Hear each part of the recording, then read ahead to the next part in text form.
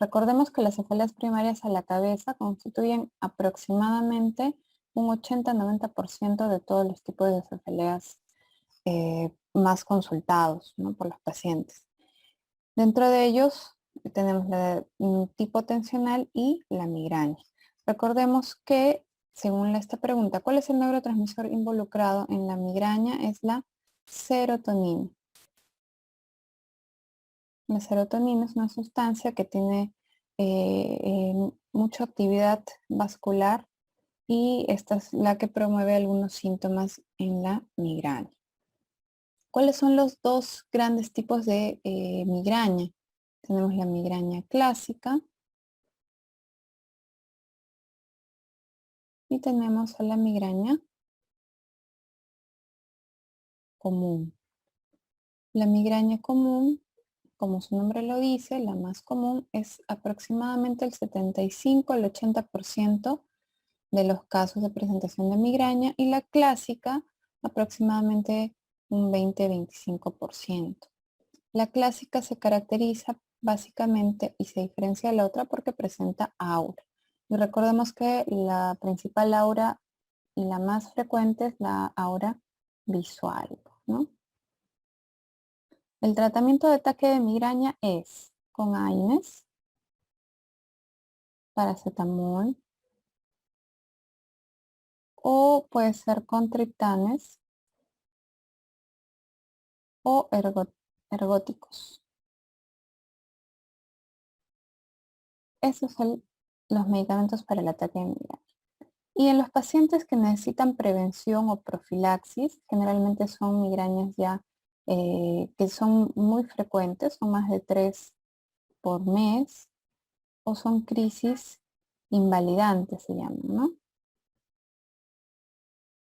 En estos casos, el paciente es tributario de profilaxis o tratamiento preventivo que es diario, ¿no? ¿Y cuál es el objetivo del tratamiento preventivo? Disminuir la frecuencia e intensidad de las crisis de migraña, al menos un 50%. Entonces tenemos a los beta bloqueantes, el propanolol, tenemos a los calcio antagonistas, como la flunaricina, tenemos los antidepresivos tricíclicos, como la amitriptilina, y tenemos a los antiepilépticos.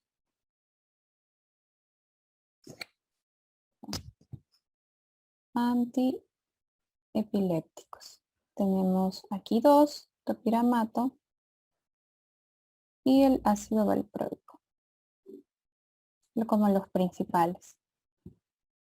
Sigamos. Ante una cefalea hay que descartar previamente 4 causas. Cuando nos viene un paciente con cefalea, lo que debemos recordar son los signos de alarma que ya habíamos conversado antes, ¿no? Y de acuerdo a ello orientarnos. Y en relación a nuestro examen también nos va a servir de cómo ubicar algún tipo o no de cefalea, ¿no?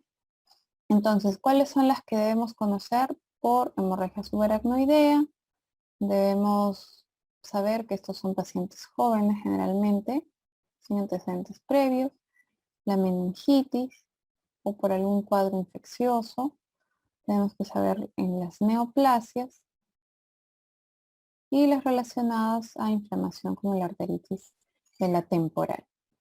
Entonces, aquí lo vamos a detallar. ¿Cuáles son las características principales? Para efectos de nuestro examen, generalmente son pacientes jóvenes que presentan cefalea. La palabra es súbita, intensa, muy intensa.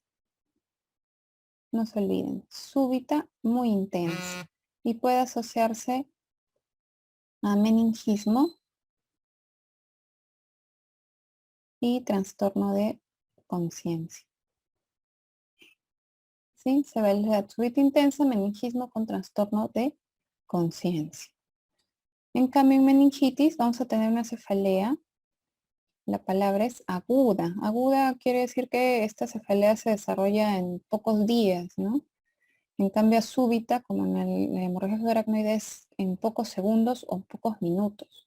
Cefalea aguda hablamos de pocos días, 2, 3 días tal vez, que también puede ser moderada severa, también puede asociarse a meningismo,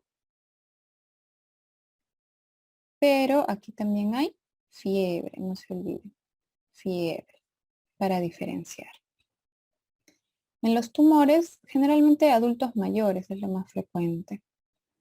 Adultos mayores que tienen una cefalea subaguda crónica. Subaguda, hablamos de meses, pues, ¿no? Puede que generalmente aumento progresivo, ¿no? En todo este tiempo. Es mucho más lenta y se acompaña de focalidad neurológica. Eso es lo más importante, ¿no? Generalmente es una cefalea de mucho tiempo, subaguda, progresiva, y se acompaña de focalidad, ¿no? Una hemiparesia, hemianestesia, trastornos campimétricos, etc. Arteritis de la temporal es de personas adultos mayores, pero mayores de 60 años, 50, 60 años generalmente. Se caracteriza por un dolor de inicio generalmente unilateral, muy severo, y muy característicamente se puede asociar a claudicación mandibular, es la palabra, claudicación mandibular, y puede asociarse a un cuadro que se llama polimialgia reumática, es decir, tienen dolores osteoarticulares también. Muy característicamente en las preguntas son adultos mayores, ¿no? Ancianos, con una cefalea muy severa de reciente inicio, dolor a la masticación y nos van a dar el dato de que hay BCG o PCR elevado, ¿no? Para efectos de los exámenes siempre lo que se acostumbraba a pedir antiguamente el BCG y eso es lo que preguntan, BCG elevado. Listo. Seguimos con la parte de cefaleas. El cuadro típico de la cefalea en clúster o en racimos es, generalmente para efectos del examen son varones jóvenes.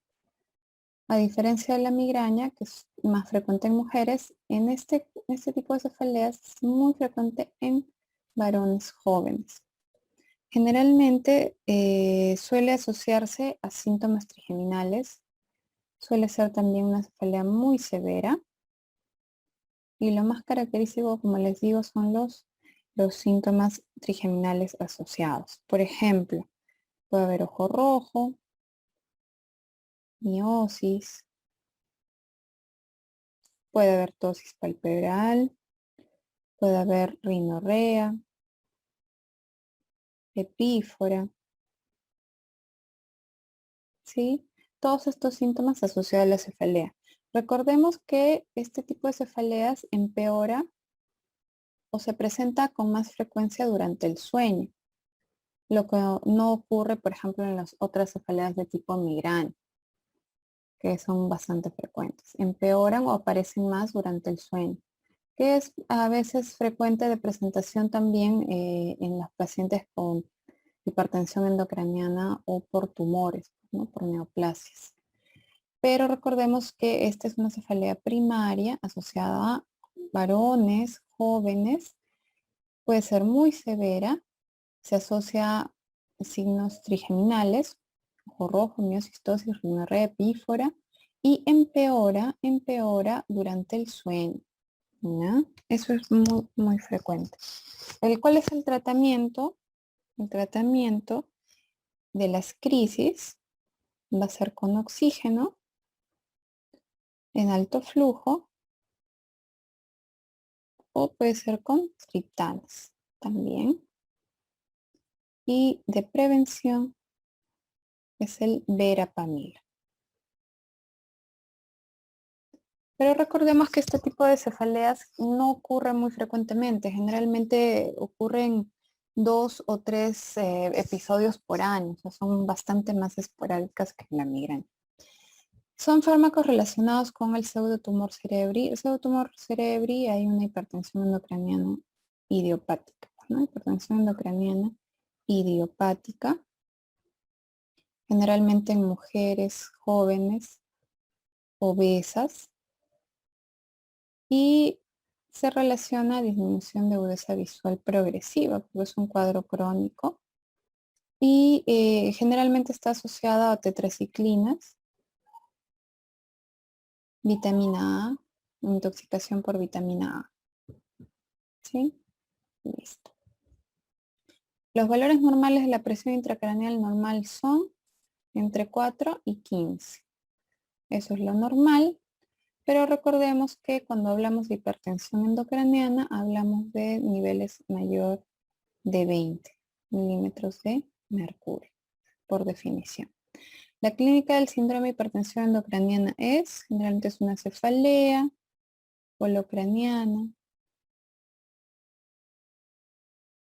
generalmente que incrementa con maniobras de Valsalva o con el esfuerzo.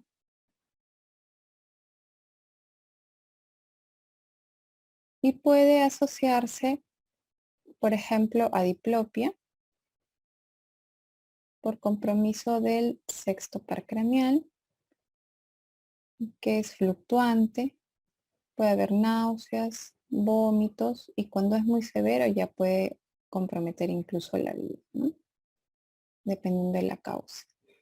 ¿Y cuál es la tríada de Cushing? La tríada de Cushing, característica de la hipertensión endocraniana, se caracteriza por hipertensión